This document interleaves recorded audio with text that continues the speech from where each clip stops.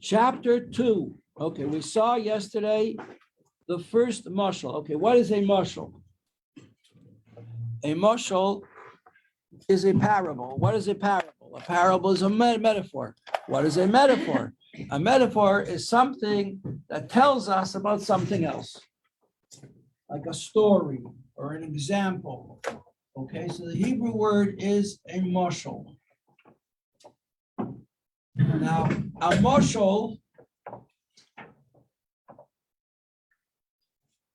tells us about something else. What it tells us about is called a nimshal.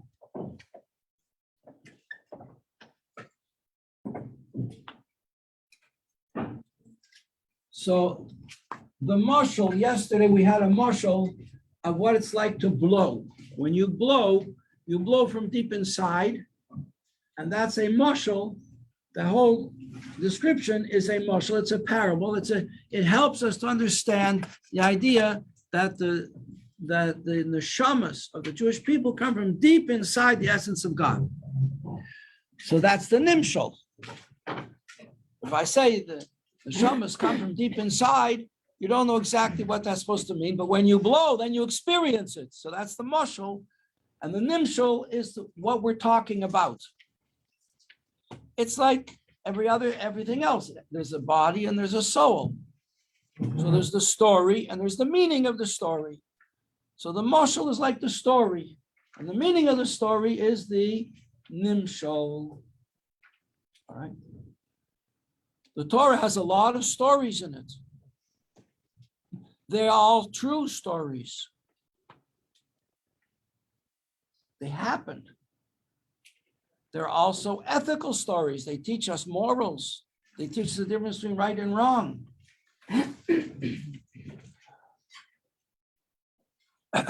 But there are deeper levels of meaning. We can call those deeper levels of meaning the nimshal. There was an idea, such a profound idea, that nobody could understand it.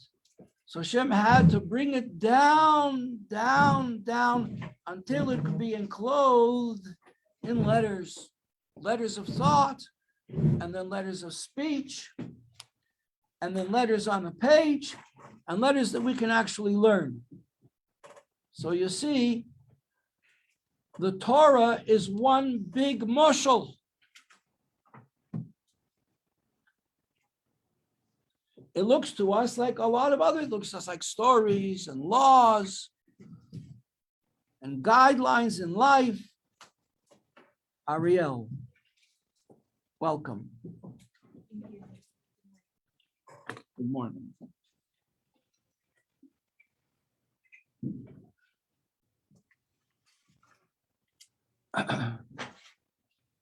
On one level, the sages talk about the Torah as a name.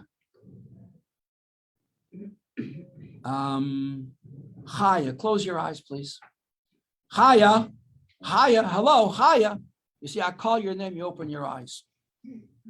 That's what happens when you call someone's name. They look at you. A person faints, what do? You call their name, because the name brings the life back into them. So it says, when we learn Torah, it's called learning, but it's also called calling. Mikra means to call. Torah is called Mikra. It's a call. When we say words of Torah, we're calling on Hashem's name. It says when we learn the teachings of a sage, even though the sage may have lived 2,000 years ago in the Talmud or the Mishnah, and we learn his teachings, it says his lips move in the grave. We're calling on him when we say his words. And when we learn Torah, we're calling on Hashem. We're calling his, because the Torah, the whole Torah is one huge, infinite name of God. So therefore, the Torah itself is called the primal, or better word for it is primeval in English. mashal. The primal mashal, the mashal of all mashals, the mashal from which all mashalim derive. What is this? Here's another idea.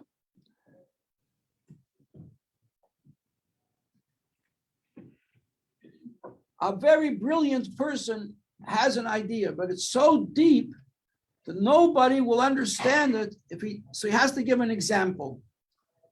Here's Anna. Good.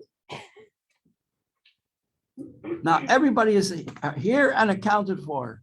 This is wonderful.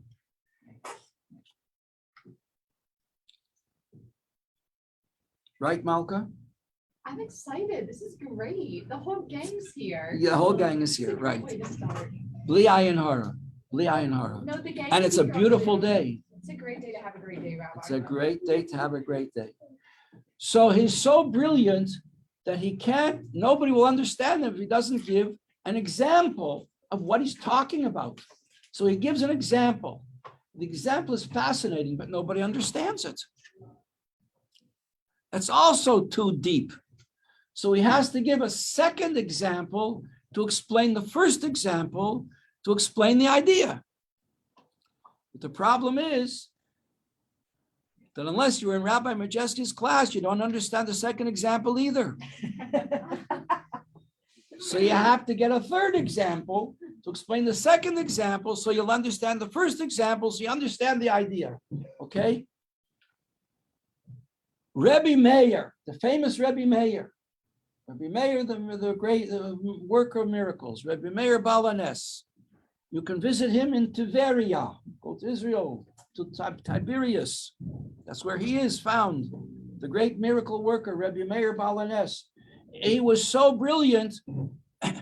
If you learn a Mishnah, we learned what Mishnah is, right? These are the building blocks of the oral Torah, the Mishnah, knowledge nuggets. Often it says, who taught this idea? Rabbi Yehuda taught this idea. Rabbah taught this idea. Rabbi Yossi taught this idea. If it doesn't say who taught the idea, it's Rebbe Meir. Any Mishnah that doesn't have a name attached to it, it's Rebbe Meir. Many times we find in the Talmud that there's a dispute between Rebbe Meir and the sages of his time. The halacha usually goes according to the sages because they are the majority. That's a Torah law. Halacha goes according to the majority. That's halacha. But there's another thing involved, which is that Rebbe Meir was so deep that nobody could argue on him because nobody understood how deep his ideas went. Nobody was on that level. He was so brilliant. He was so deep. So it says about Rebbe Meir, to explain his idea, he needed not just one mashal and not two mashals and not three mashals, he needed 300 mashals. 300 mashals to bring his idea down. So the Chacham couldn't argue with him. They didn't go that deep. What's the significance of the number of 300? Well, when we get to chapter 3, we'll understand better the idea of the number 10, because the DNA of creation is the number 10, like the 10 commandments and the 10 sayings with which Hashem created the world. So if we take 10, and every one of these 10 is compounded of 10, so we get 100, and we have 3 worlds. The 3 worlds of creation. The world of creation, formation, and action. So that the 300 mashals go through all these levels of 3 worlds. That's Rebbe Meir. King Solomon, Shlomo HaMelech, the king, the son of King David, was the most brilliant person ever lived. It says Moshiach will be on the wisdom of Moshiach will be like the wisdom of Shlomo HaMelech. There's 2 ways. Some people say it'll be almost as great as Shlomo HaMelech. It says Shlomo HaMelech was the wisest person ever lived. Other people say it would be like the wisdom of Shlomo Melech. It'll be even greater. Shlomo Melech will be like the wisdom of Mashiach. It follows that anyway. That's what we have to learn a lot about Mashiach. It says Shlomo HaMelech was so wise that 300 mashals weren't enough for him. He needed 1,000 mashalim to bring his idea down. That's the book of Proverbs, Mishlei. Mishlei is the plural of mashal. Proverbs. It's a proverb. A mashal is a proverb. Okay. And the whole Torah is the primal proverb. The proverb that's the source of all the proverbs. The mashal that's the source of all the mashalim. So we learned, why am I telling you all this? Because we just learned a very important mashal, which is such a profound idea that distinguishes Hasidus from every other branch of learning in Torah. The Hasidus talks to you about your life. It's not telling you what to do. It's telling you what you are. How do you know what you are? We have a muscle. When you blow from your tummy, right? From your diaphragm. You feel a contraction there. So it comes from deep inside, not like breathing. We did yesterday the breathing exercise. All the world's creation is just a breathing out for God. No more effort than for everybody to go like this together with me. 1, 2, 3. Isn't that nice? Nothing. Just the letter hey. But blowing is deep. And then the neshama of the Jewish people comes from deep, deep within God. That's a mashal. Now we have a second mashal.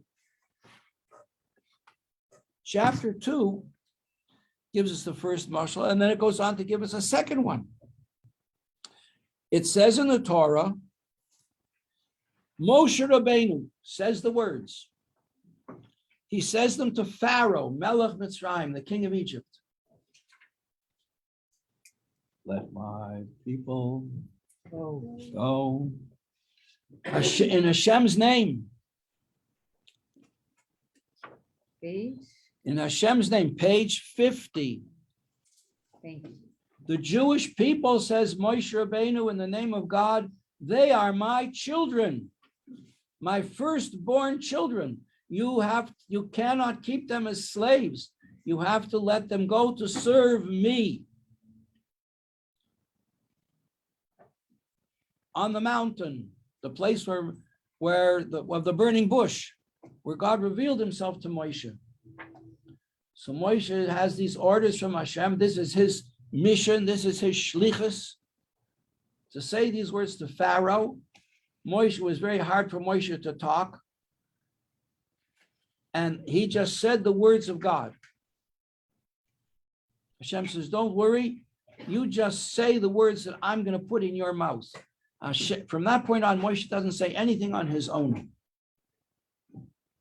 The words of Hashem come out of the mouth of Moshe. He is the first of all prophets. And I'm sending Aaron. Aaron will be your spokesman. So then Aaron says the words to Pharaoh, that Pharaoh can understand what Moshe is saying.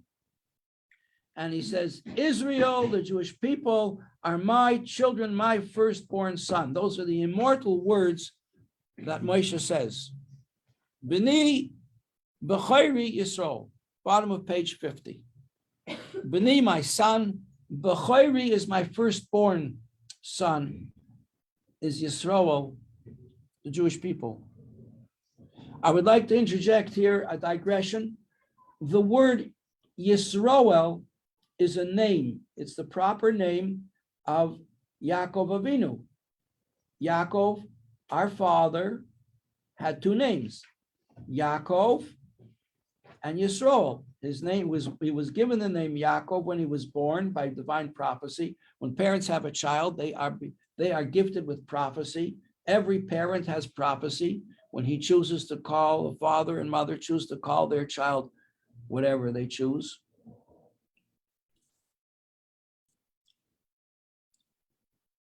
So he was given the name Yaakov because it has in it the root Akev, which means the heel, because he was born grasping the heel of his twin brother Esau. They were fighting for control. They're fighting for the blessing of their father. But later in his life, after 20 years, when he ran away from the murderous intentions of his brother Esau, after he got the brachas from his father, he ran away on his mother's orders. His mother told him to flee and to go to her brother, Lavan, who was a wicked uncle, very wicked. We begin the Haggadah by saying Lavan tried to destroy our people.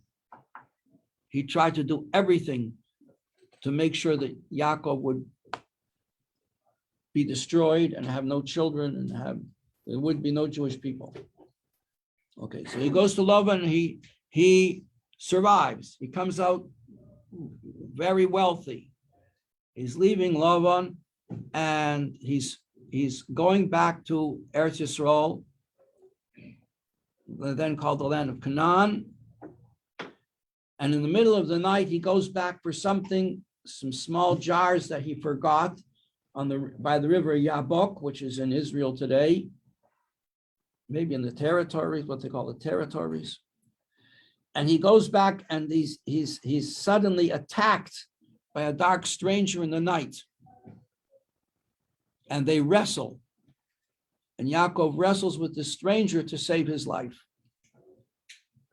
It turns out this stranger is an angel. And when the sun is at the crack of dawn, the angel says, "You got to let me go." And Yaakov says, "Why should I let you go?" He says, "Because I'm an angel. I have to daven. I have to daven. So all the angels have to go daven. Shachris." He says, "I'm not letting you go until you bless me." He says, "I'll bless you later." He says, "No, now or never." He says, "Okay, from now on, your name is not going to be Yaakov. Your name is going to be Yisroel, because Yisroel means you wrestled with mankind and with God, and you prevailed." So that's how we got the name Israel. And so Hashem says, "Israel is my firstborn."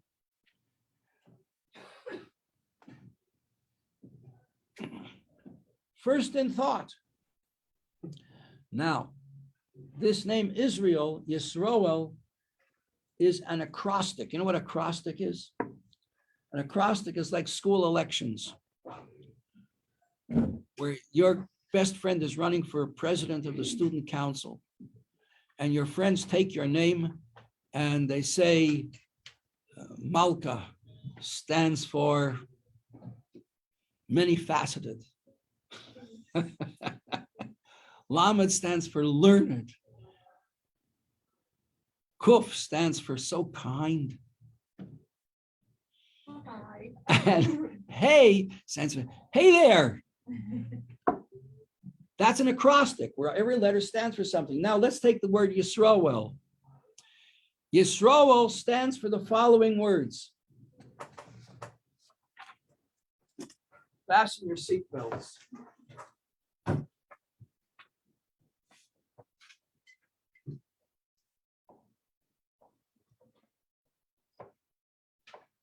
Yesh.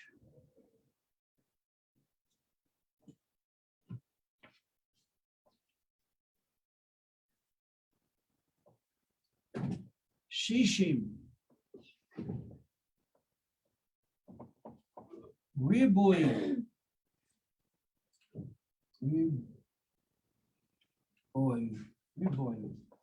Riboy.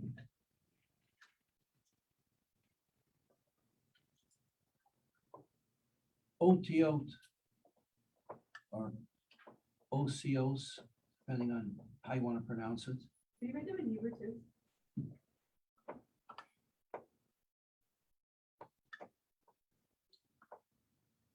Can everybody see this now? Yisroel stands for Yesh, which means English. There are. Shishim, 60. Ribui means 10,000. Otiot means letters. Who can translate the last word? In the Torah.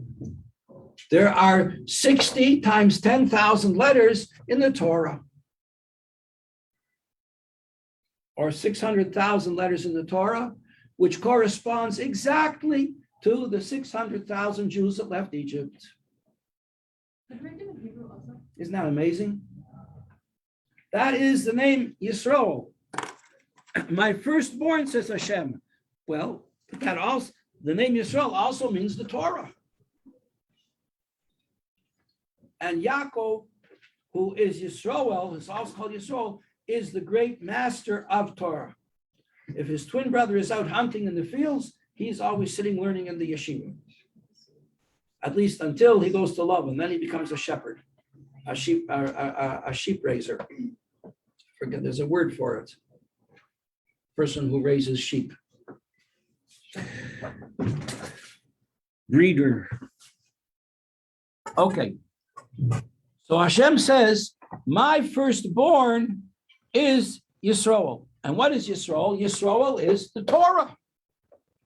Yisroel stands for the idea that there are 600,000 letters in the Torah. Now, that's what Yisroel means. And Yisroel is a person. He's our father. Yisroel, the Zayda Yisroel, Yisroel Saba. For those of you who speak Hebrew, Sephardic background, Yisroel Saba.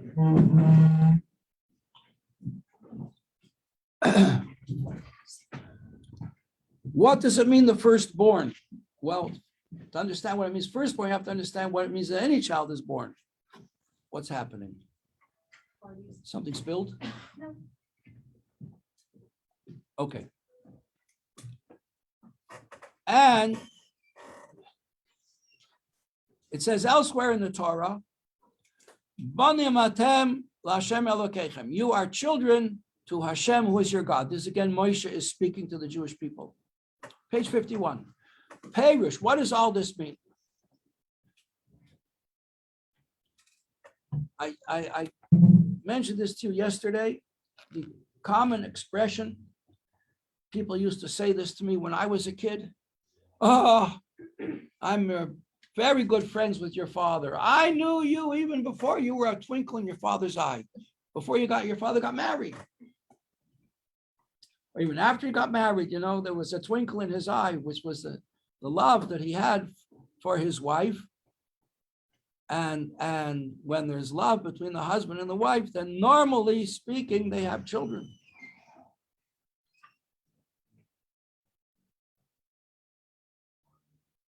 Now here comes a very deep piece of wisdom. That a child, how is a child born? Okay, in grade 8, we learned this stuff, was called health. You all know this. So we can speak openly. A child is born by a seminal drop. Where does the seminal drop come from? And the drop unites with the egg, the ovula, if that's the right word for it. The egg is red. The drop is white, red and white. The red is connected with the blood. And the identity of a Jewish child goes according to the mother who has the red blood, the egg, supplies the egg. And the whiteness of the seminal drop comes from the highest level of the intellect, and even the highest level of the intellect within the intellect, and even higher than that, in the brain of the father. That's what it says here. The child is created, literally drawn down. The life of the child comes down, mimoyach ha'av, from the brains of the father. In other words, that twinkle in the eye actually becomes transformed into something physical through a great mystical chain. Everybody experiences this. a great mystical chain by which life descends from something totally spiritual, like a twinkle in the eye, a shine in the eye, the way a person expresses love through the eyes with a loving gaze, a loving look. Sometimes when two people meet and they are beshert, they are intended one for the other, and they just see each other, and that's it. They know that they have met their destiny. They get married. First sight. Happen, yeah. There you are. Love at first sight. There's the expression. That's what it's explaining here. These expressions, sometimes we don't know how deep they are. There's a saying in Torah, here you go, for those of you who are interested in bringing things down, that Torah is not just what we read in the books. Proverbs of the people in the street express a wisdom so deep that it never gets written down. Too deep even to write it down. You have the written Torah.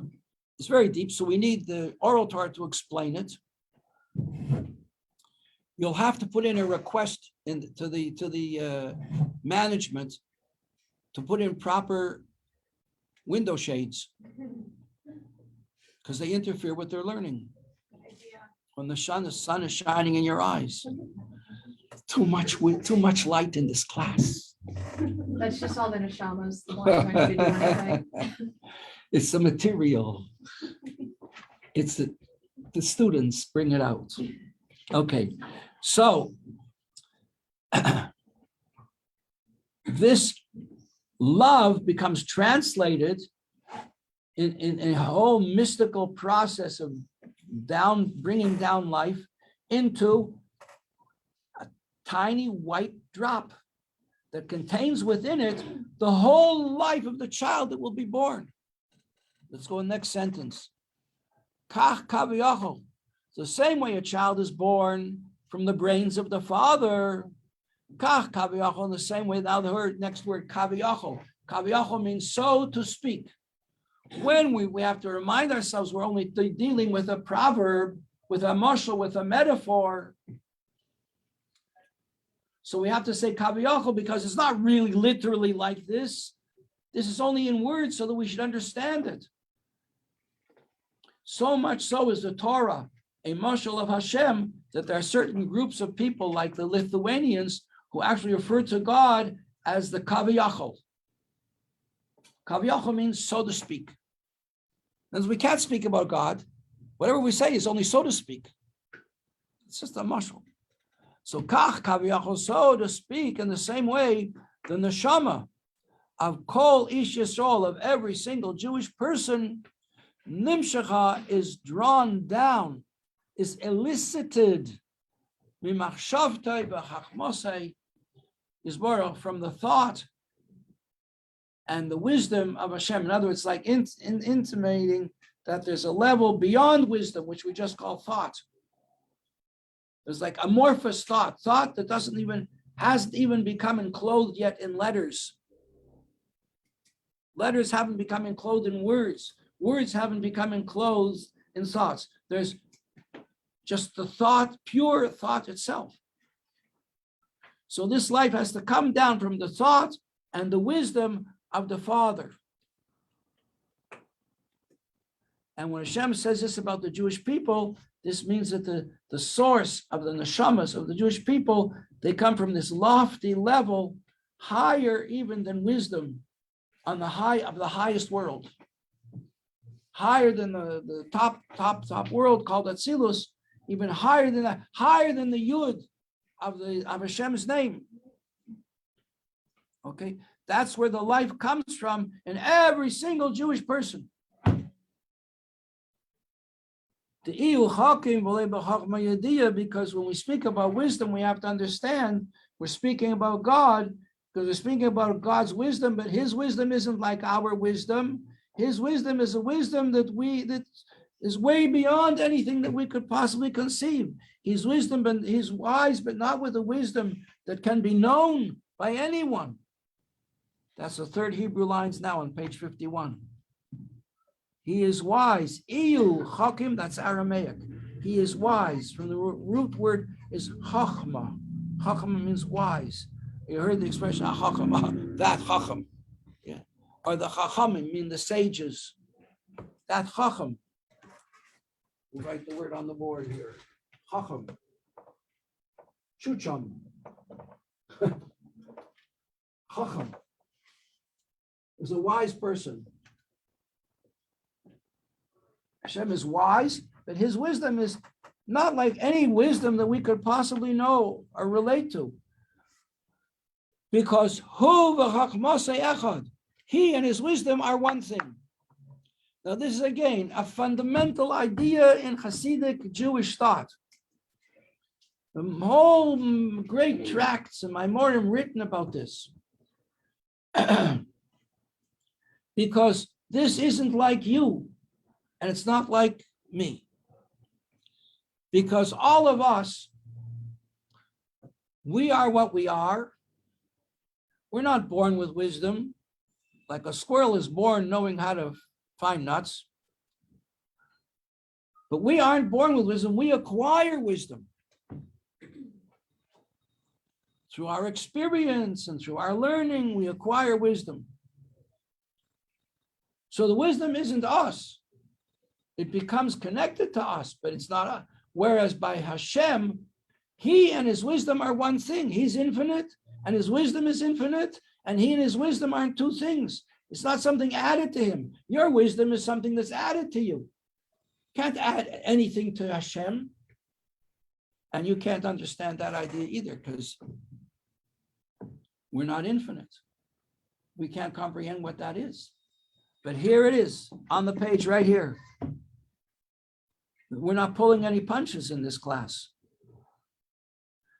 And from this level that he and his wisdom are one thing, that's where the Jewish soul comes from, the newest neshama comes from.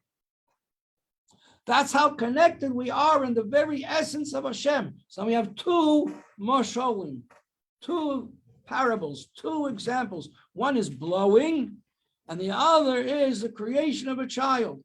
That the child, now everybody, every child is on this level that they are born from the thought of the Father. Because that level that's so high in the intellect, that it's beyond intellect, that's the source where the white drop comes from that creates the child. Now this concept of wisdom here, how does the Rebbe have the right, or any philosopher have the right to say this? Because we have a pasuk. Maimonides tells us. Next, this is the fourth Hebrew line on this page, page 51. Kamesha Kosov HaRambam, Maimonides writes, Shehu HaMada, V'hu HaYodeya, Hashem is the knowledge, Hashem is the knower, Hashem is the thing known. We have to get that into our heads. And at least understand that there is such an idea about God, but it's not about us, because you can't say that on any human being. Hashem is the knowledge, okay, knowledge. Hashem is one with the knowledge. Hashem is the knower, he's the one who knows. But Hashem is also the thing known. Nobody is the thing known. A garage mechanic knows how an engine in a car operates. He has knowledge. He is the knower, he's the mechanic, but he's not the car engine. But Hashem is the knowledge, Hashem is the knower, and Hashem is the thing known. The world is not separate from God. And knowing himself, he knows everything, because he's one thing with the thing known. So by knowing himself, he knows everything. This is deep Hasidus. 101. Tanya 101.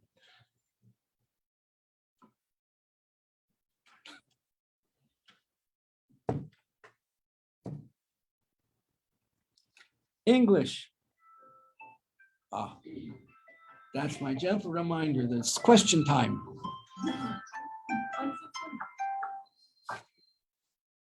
Questions? We're not going any further today. We did enough. Yes. Can you write the Hebrew words like in Hebrew for the yes, shishim, boy?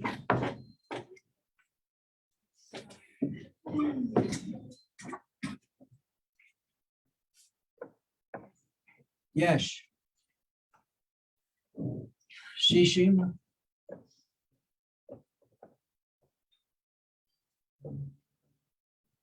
Ribui.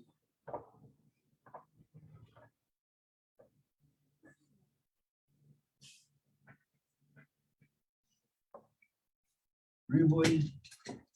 Otiot.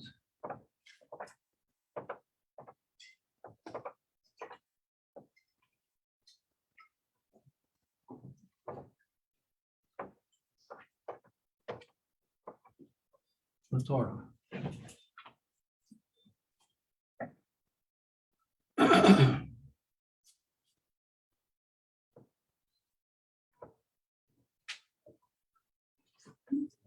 Okay. Any other questions? Yeah, Shoshana, you've been trying to get this question out. Less of a question, but more of just like a parallel, which I just find really, really fascinating.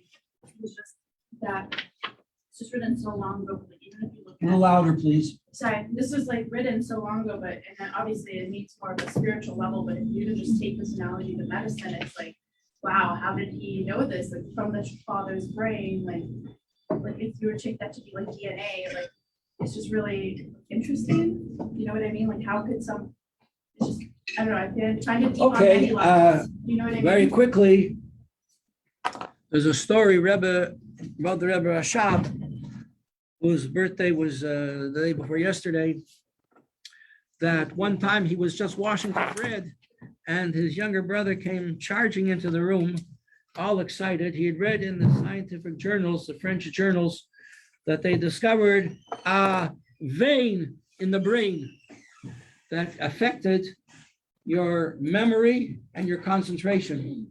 So that when you put your head back like this, so the liquid in the vein, or whatever it is there, yeah, so it influence your thinking process. So you want to remember something, you put your head back.